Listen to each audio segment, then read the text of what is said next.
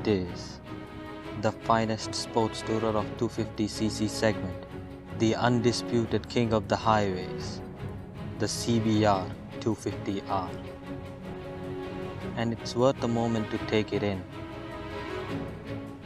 It lacks the chiseled look and the updated equipment of its competition, but somehow it looks just as beautiful. I'm not the one for Honda styling. We all know they styled it after the VFR while blatantly calling it a CBR. But the CBR250R is different. There is something about it that speaks to you. You know what this bike is just by looking at it. You know what this is capable of. And you know it's reliable.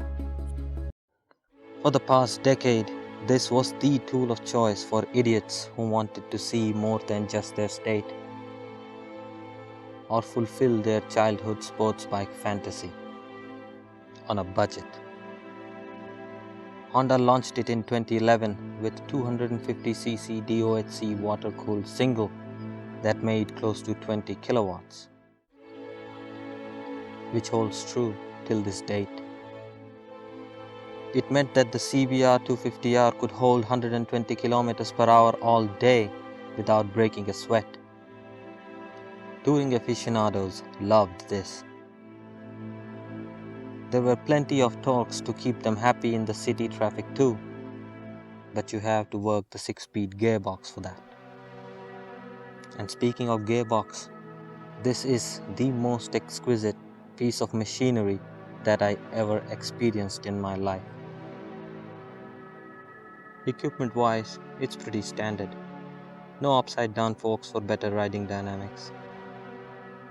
No full digital console with loads of information, and minus the Michelins for better cornering performance.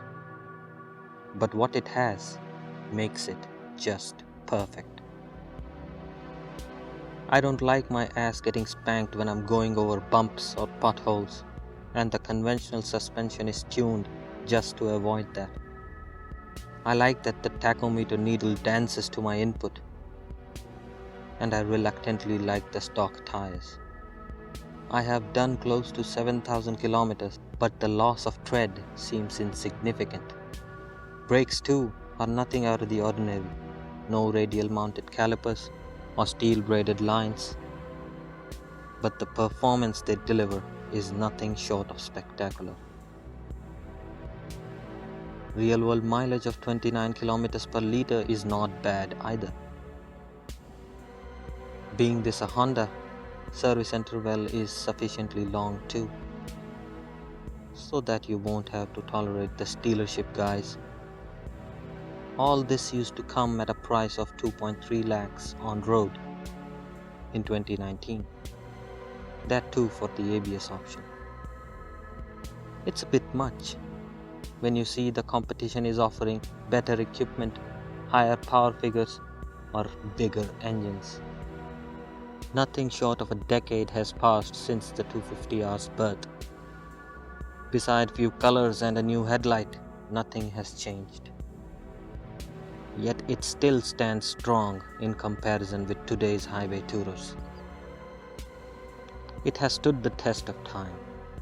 Countless riders enjoyed owning and experiencing the 250R, irrespective of their age.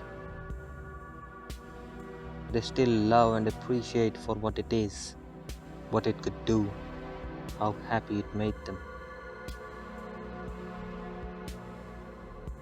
Honda is often criticized for their bikes not having a soul, their engines to be characterless.